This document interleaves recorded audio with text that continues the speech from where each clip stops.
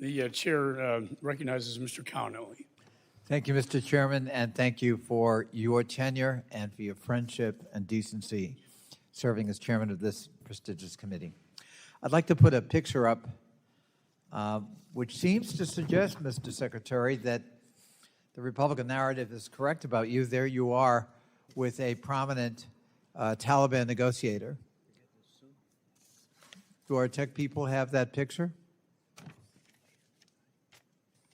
Well, I have it here. Isn't that you with the Taliban negotiator, Mr. Secretary?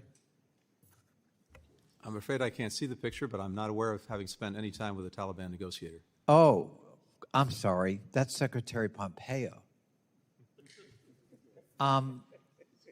Was he your predecessor in the Biden administration as Secretary of State? In the Biden administration? No, he was my predecessor in the previous administration, the Trump administration. The Trump administration. And there he is in Doha with the chief Taliban negotiator. I guess I got that wrong.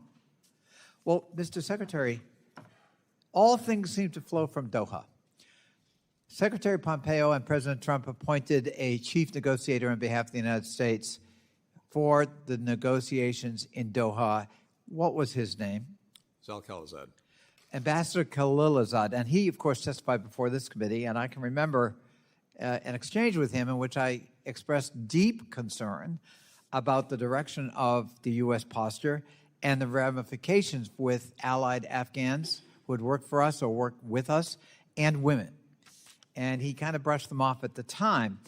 Tell us about the details of the agreement he forged in Doha. What were the chief elements of that?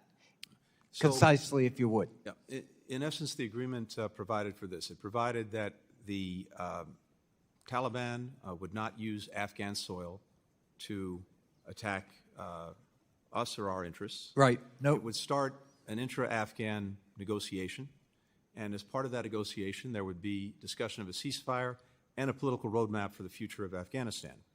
And during the time between the agreement and the commitment that we made as part of the agreement to leave Afghanistan by May 31st. So a firm date was set Yes. for all U.S. troops to get out. Is that All correct? U.S. troops were to be out by May 31st. In the meantime, 5,000 prisoners were released from Taliban prisoners. And as released Mr. from Sherman Afghan. points out, among those 5,000 were terrorists, fighters, and people who returned to the battlefield against the Afghan government, which allegedly we were supporting at the time. Now, speaking of that Afghan government, were they in Doha at the negotiating table as equal partners? They were not. They were not? They were not. Why were they excluded? That's the government we were supporting. I can't answer that. I wasn't there at the time, but they were not. Well, if the government we're supporting is not allowed to have a voice at the peace negotiations where a deal was in fact agreed to by the United States, could that conceivably undermine confidence in that government and by that government in itself in terms of its future? Yes, and indeed, I think General McKenzie has testified to exactly that point, that Doha created a tremendous crisis in confidence and about the future for the Afghan government and presumably to some extent for the Afghan security forces themselves. Could it also have a morale effect on the Afghan military that we were training and equipping to, in fact, fight the Taliban? Yes, it could. So here we are cutting a deal with Taliban while at the same time asking the Afghan military and the Afghan government to resist. Is that correct? Correct. That sounds like a contradiction in diplomatic policy to me.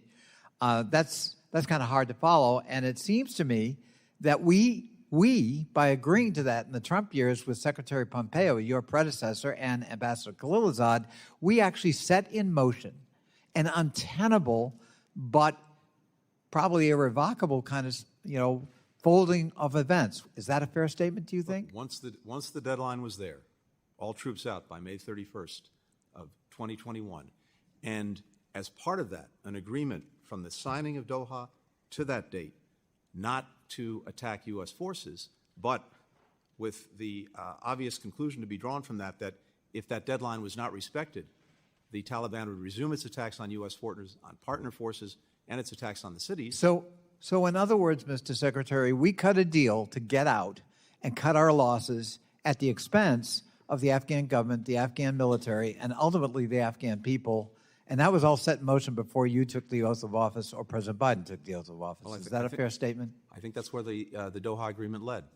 I thank you, and I yield back. Don't yield. Let me just state that the Taliban was not in compliance with the Doha agreement when the evacuation was ordered. And your own senior advisor, Ned Price, said that the Doha conditions were, quote unquote, immaterial to the evacuation. That speaks volumes. I now recognize